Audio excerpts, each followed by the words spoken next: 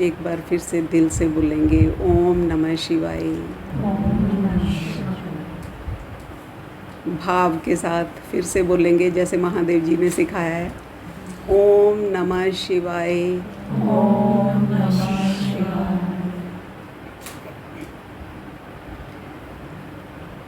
मेरा नाम रंजीत कौर है। ज्ञान सूर्य आध्यात्मिक विद्यालय, जो कि एक इंडिपेंडेंट स्पिरिचुअल ऑर्गेनाइजेशन है। इस ऑर्गेनाइजेशन के फाउंडर महादेव जी हैं और 2006 में ही इस ऑर्गेनाइजेशन की स्थापना महादेव जी के द्वारा हुई थी। और इस संस्था का उद्देश्य है आत्माओं को उनकी वास्तविक पहचान देकर, आध्यात्मिक पहचान देकर मन से शक्तिशाली बनाना और उनके अंदर नैतिक और दिव्य गुणों की धारणा करवाने के लिए यहाँ पर सूक्ष्म, साकार और दिव्य साधनाएं करवाई जाती हैं। इस संस्था द्वारा दिए जाने वाला ज्ञान और योग की शिक्षाओं को समाज के हर वर्ग तक पहुंचाने के लिए हमने अपना YouTube चैनल शुरू किया है। और आज मैं अपना आध्यात्मिक जीवन का जो मेरा अनुभव है वो आप सबसे शेयर करना चाहती हूँ। हो सकता है मेरा अनुभव सुनकर किसी आत्मा को सत्य का बोध हो जाए। ज्ञान तो सभी लोग कहीं ना कहीं जुड़े होते हैं। ज्ञान बहुत तरह का होता है। ये भी महादेव जी ने हमें क्लियर किया कि भौतिक ज्ञान, तात्विक ज्ञान, आत्मिक ज्ञान, अध्यात्म किसे कहते हैं और धार्मिक ज्ञान और अध्यात्म में क्या अंतर होता है, ये हम सब ने समझ लिया है। तो अध्यात्म को समझने के लिए पहले हमें लगता था, हम जो भी स्पिरिचुअल ज्ञान सुनते थे, कि ये सारा अध्यात्म ज्ञान ही है। लेकिन अब हमें समझ आता है कि उसमें धार्मिक और तात्विक ज्ञान मिक्स होता है। अध्यात्म किसको कहते हैं? ये सब कुछ जो हमने अब सीखा, आत्मा के अध्ययन को अध्यात्म कहते हैं, या आप कह सकते हैं science of spirit is called spirituality. इसीलिए हम महादेव जी को स्पिरिचुअल साइंटिस्ट भी कहते हैं।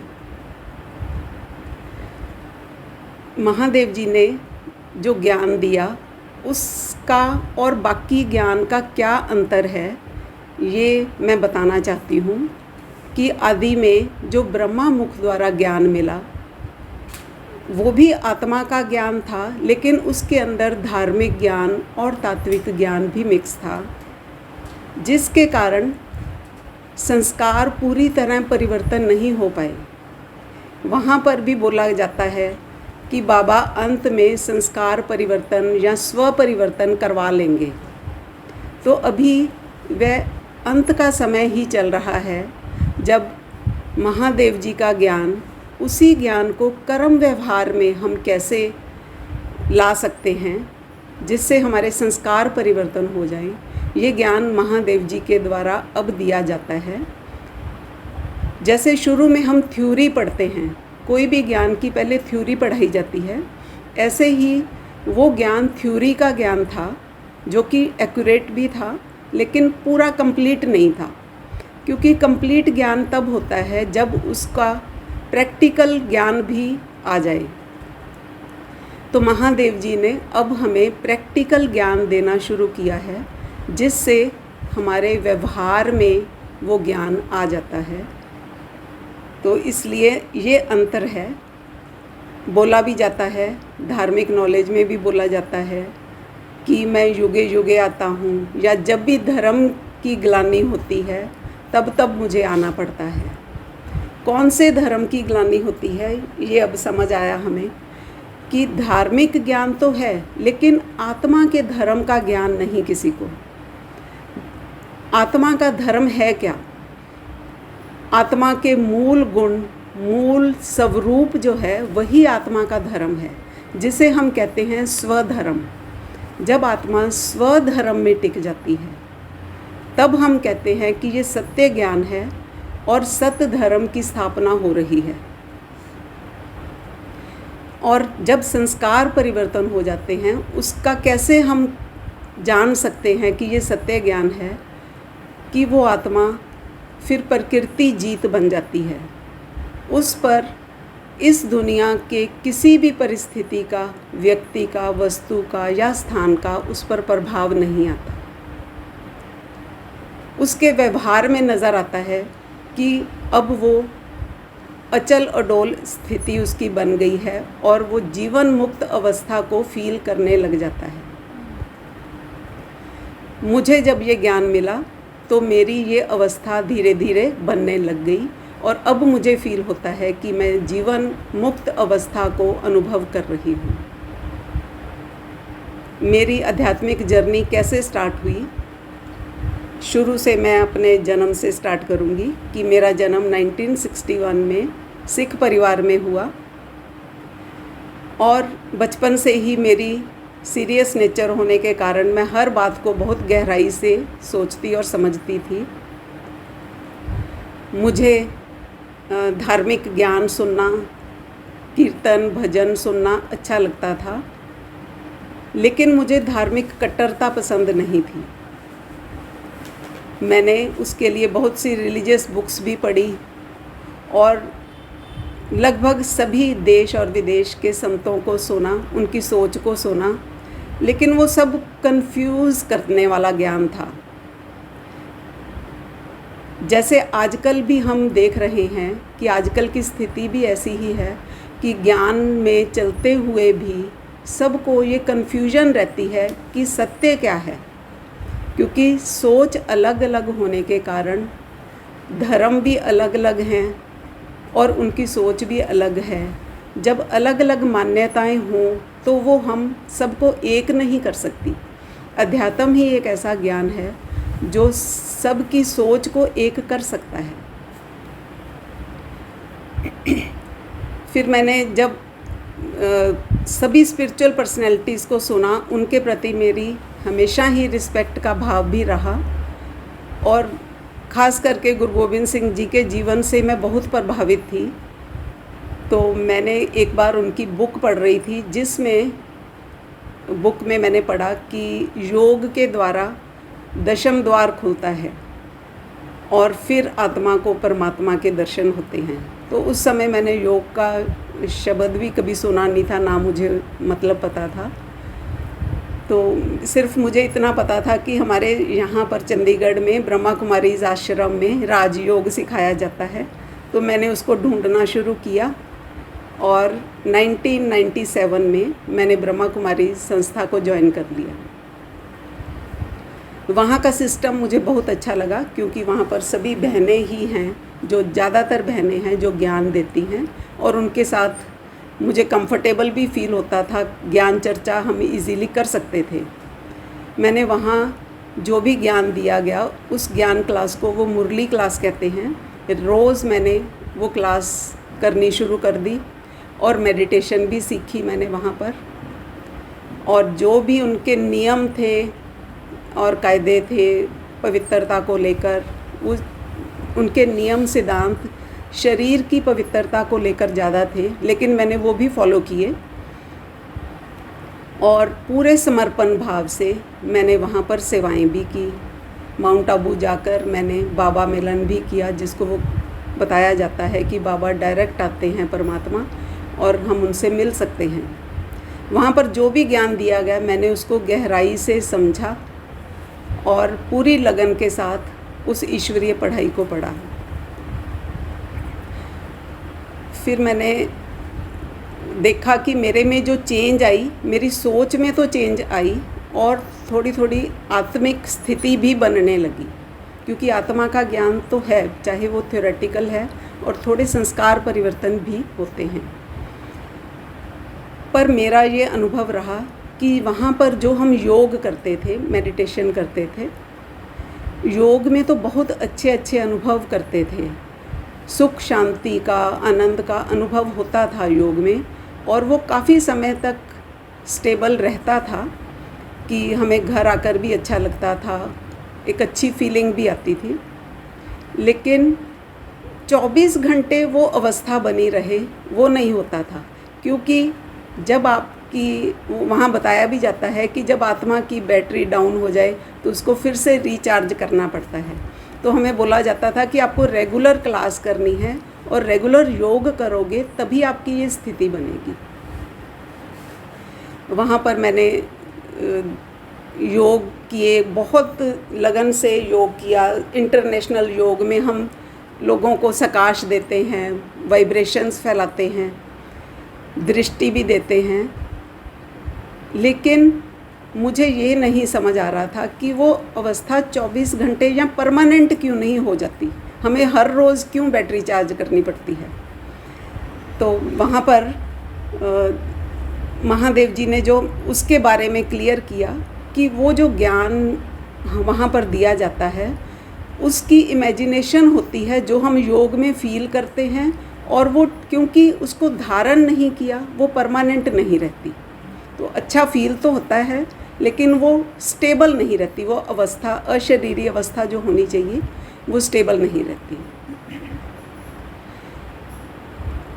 उसके बाद मैंने ये भी देखा कि वहाँ पर जो ये बोला जाता है कि हर काम करते हुए आप बाबा को साथ रखो, परमात्मा को साथ रखो, तो वो हम भूल ही जाते थे। हम कोशिश करते थे कि हर काम में उसको साथ रखें, लेकिन काम में ध्यान होता है तो वो भूल जाता है।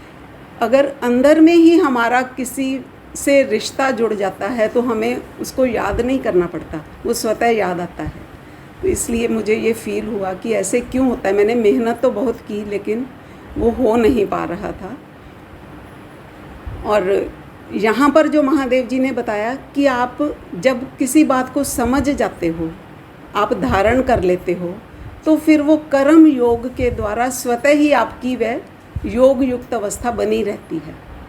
आपको रेगुलर डेली बेसिस पे जैसे पाठ पूजा करते हैं, माला जाप करते हैं, ऐसे ही मेडिटेशन में बैठ के करने की ज़रूरत नहीं है। क्योंकि अगर आपकी स्थिति वैसी बन जाती है तो फिर आपको ये ऐसा कुछ बंधन नहीं होना चाहिए, क्योंकि वहाँ पर हम बंधन फील करते हैं कि इतने बजे एक पाठ पूजा करना है या मेडिटेशन करनी है। तो यहाँ पर हम खुश होके करते हैं और जिस मर्जी टाइम कर सकते हैं। वहाँ पर 20 साल मैंने लगाए लेकिन मुझे संपूर्णता की फील नहीं आ रही थी। और भी मैंने फिर आगे जो दूसरी संस्थाओं का एडवांस ज्ञान भी सुना, क्योंकि ब्रह्मा कुमारी इसके बाद आगे और भी एडवांस ज्ञान है, वो मैंने सुना। लेकिन वहाँ पर भी मैंने देखा कि आत्मा का ज्ञान बहुत थोड़ी मात्रा में है, धार्मिक और तात्विक ज्ञान ज़्यादा है। धार्मिक और तात्विक ज्ञान क्योंकि कट्टरता पैदा करता है, इसलिए वो अहंकार को जागृत भी करता है। जिस कारण से जैसे एक धर्म वाले दूसरे धर्म वालों को स्वीकार नहीं करते, ऐसे ही ये ज्ञान वाली संस्थाएं भी एक दूसरे को स्वीकार नहीं करती। मुझे ये हैरानी होती थी कि ऐसा क्यों होता है, कि फिर क्या यही अध्यात्म है कि हम सभी एक नहीं हो सकते। इसका कारण भी महादेव जी ने बताया कि ज्ञान भी 4 लेवल्स पे होता है। जो अभी तक मैंने ज्ञान सुना था वो सूक्ष्म वतनवासी ब्रह्मा विष्णु शंकर का ज्ञान था, जिसमें आत्मा का ज्ञान बहुत थोड़ा और तात्विक ज्ञान धार्मिक ज्ञान मिक्स होता है, जिस कारण से संस्कार परिवर्तन नहीं होते। उनमें भी नफ़रत का भाव दिखता है। जैसे धार्मिक संस्थाओं में भी हम देखते हैं कि एक दूसरे के प्रति नफ़रत का भाव आजकल भी जैसे हम देखते हैं पैदा होता है। धार्मिक होने के बाद भी ये और अध्यात्म का ज्ञान होने के बाद भी ये नफ़रत का भाव क्यों नहीं ख़त्म हो पाता। ईर्ष्या राग द्वेष ये ख़त्म नहीं होता। जब उसका कारण बताया कि क्योंकि वो तात्विक ज्ञान मिक्स है, उसमें धार्मिक ज्ञान मिक्स है, कट्टरता के कारण हम दूसरों को भी उसी ज्ञान में बांध कर रखना चाहते हैं, स्वतंत्रता नहीं देते। तो फ्रस्ट्रेशन के कारण फिर हम खुद को ईगो और जेलसी के कारण दूसरों को भी भ्रम में रखते हैं, उनको आगे नहीं बढ़ने देते और खुद भी भ्रम में रहते हैं। यही सभी संस्थाओं में मैंने देखा हो रहा है। उसके बाद फिर जब मेरे को ये महादेव जी का ज्ञान अच्छी तरह समझ तो बाद में आया, पर मैं मिली कैसे महादेव जी को इसके बारे में बताऊंगी। 2014 तक तो मैं वहाँ जुड़ी रही, लेकिन फिर मेरे को संकल्प आया कि मैं 21 दिन का अखंड योग करूँगी। और क्योंकि सुना था अखंड योग करने से संकल्प सिद्ध होते हैं, और हुआ भी ऐसे ही। थोड़े दिनों बाद शिवरात्रि थी। हम शिवरात्रि में प्रभात फेरी में जाते थे ब्रह्मा कुमारी आश्रम की तरफ से ही, और हम जा रहे थे उस प्रभात फेरी में। मेरे को सामने से महादेव जी नज़र आ गए, क्योंकि महादेव जी को मैं पहले से जानती थी। पहले तो ये ब्रह्मा कुमारी संस्था से ही जुड़े हुए थे, लेकिन बाद में इन्होंने एडवांस ज्ञान लिया और खुद की योग तपस्या कैसे की मुझे मालूम नहीं था। 14 वर्ष के बाद जब महादेव जी मेरे को सामने नज़र आए, तो मेरे को संकल्प आया कि ये ज्ञान जो कंफ्यूज कर रहा है अब मेरे को, तो मैं इनसे महादेव जी से क्लियर करूँगी कि है क्या, अभी ऐसे क्यों नहीं, संपूर्णता की फील क्यों नहीं आती। और मैंने महादेव जी का कांटेक्ट किया और इनको घर बुलाकर सारी ज्ञान के बारे में पूछा, ज्ञान चर्चा की।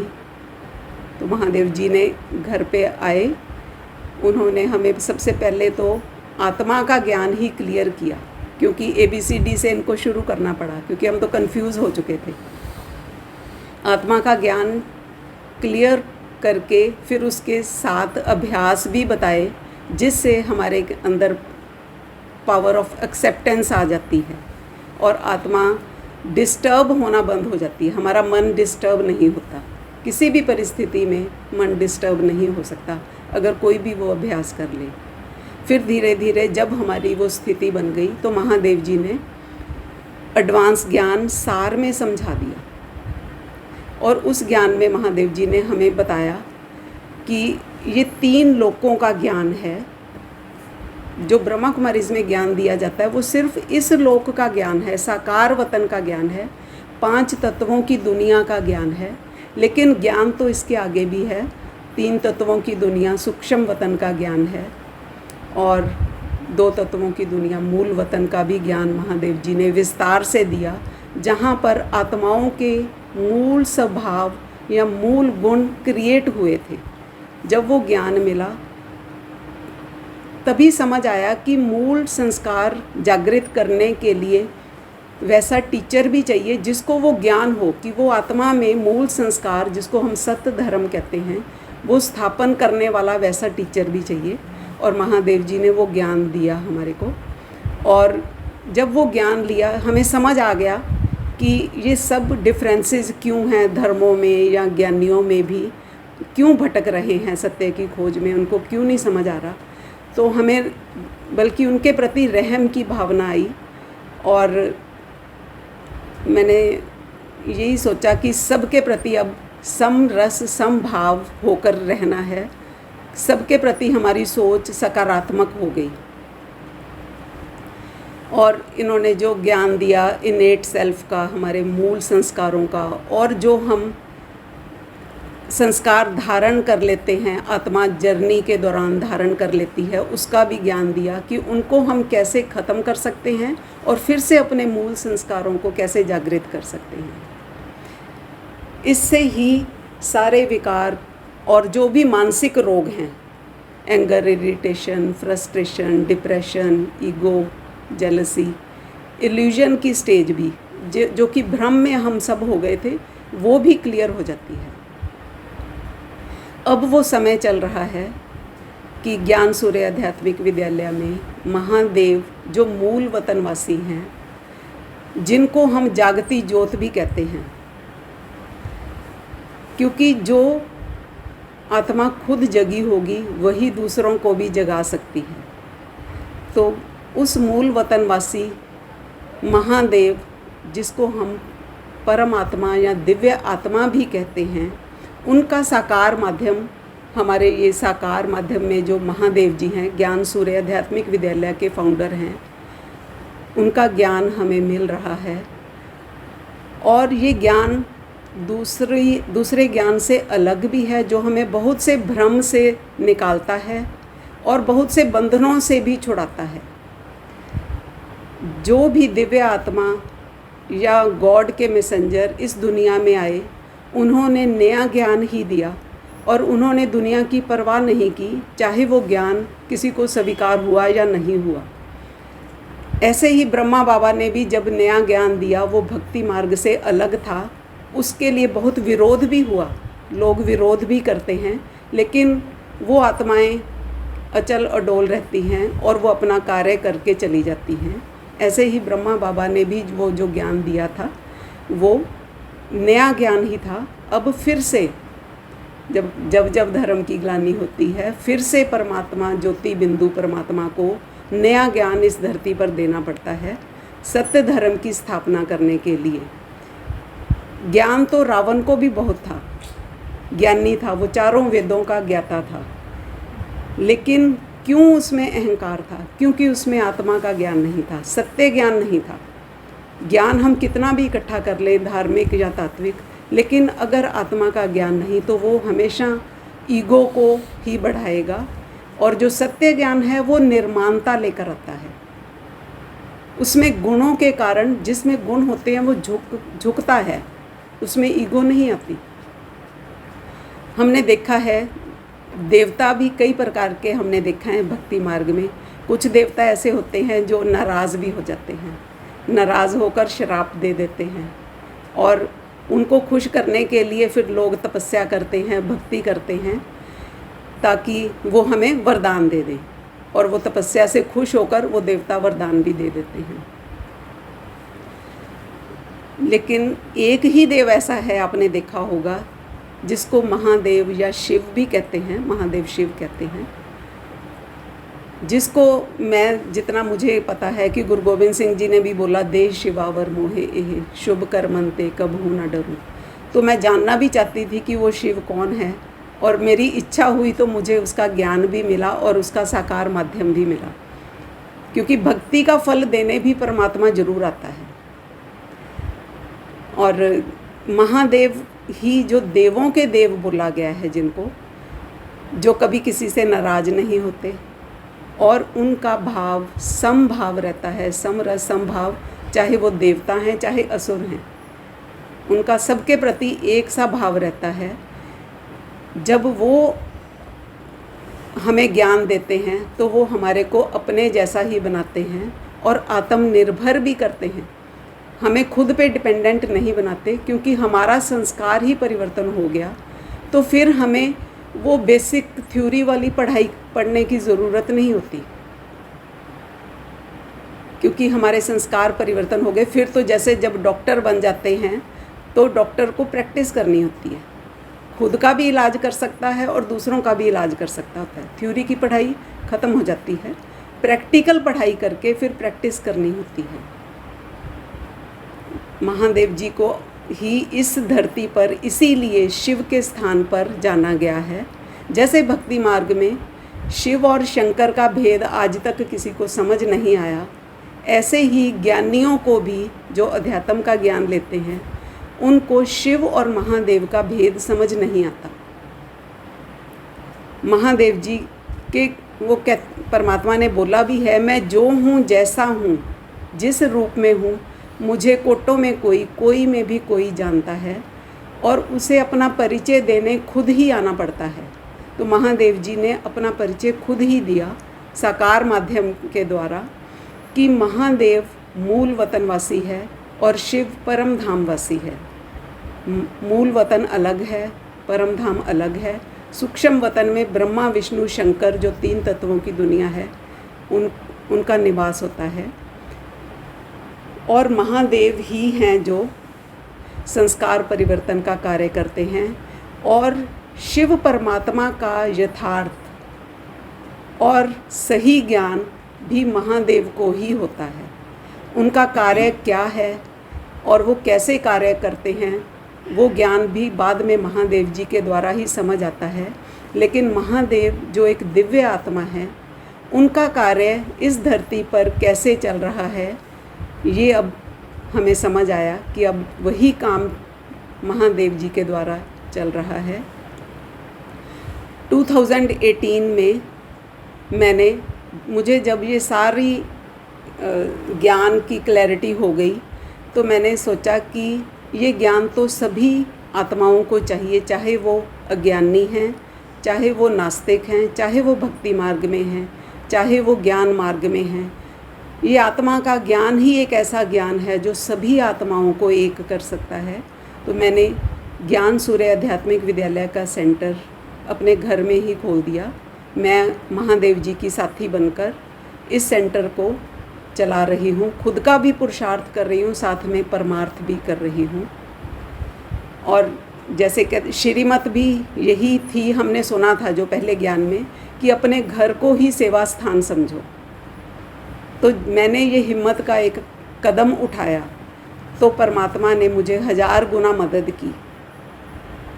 और चाहे अज्ञानी लोगों को ये फील आती है कि हम महान आत्माएं हैं, हम देव आत्माएं हैं, क्योंकि हमें लक्ष्य ही ये दिया गया कि हमने मनुष्य से देवता बनना है।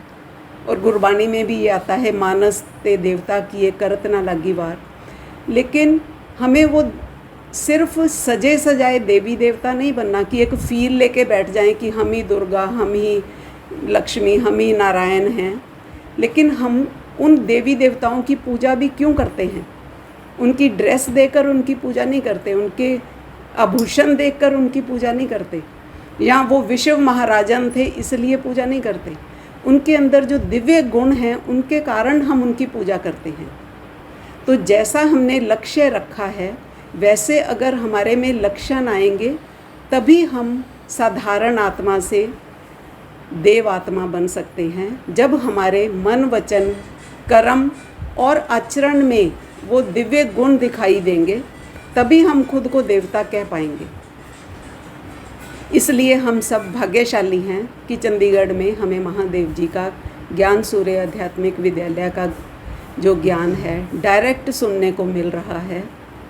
और मुझे ये उम्मीद है कि बहुत जल्दी सबको ये ज्ञान मिलेगा और सबकी इसी जीवन में जीवन मुक्त अवस्था भी बनेगी। और इस जीवन को छोड़ने के बाद भी वो आत्मा अपना संस्कार परिवर्तन करके, अपना कार्मिक अकाउंट क्लियर करके वो वापस अपने निज धाम वापस भी लौट सकती है। क्योंकि तीनों लोकों का ज्ञान जिसको हो जाता है वो त्रिलोकीनाथ हो जाती है, वो आत्मा मुक्त हो जाती है, वो किसी भी वतन में जा सकती है। तो जिस आत्मा की जो इच्छा होगी वो मुक्त होगी, चाहे वो साकार वतन में रहे, चाहे सूक्ष्म वतन में रहे, चाहे मूल वतन में रहे। तो हम दिल से धन्यवाद करते हैं उस परमात्मा शिव का, ज्योति बिंदु परमात्मा का, और मूल वतनवासी महादेव जी का, और साकार रूप महादेव जी का, जो उन्होंने हमें अपने ज्ञान के द्वारा धन्य कर दिया। धन्यवाद। ओम नमः शिवाय।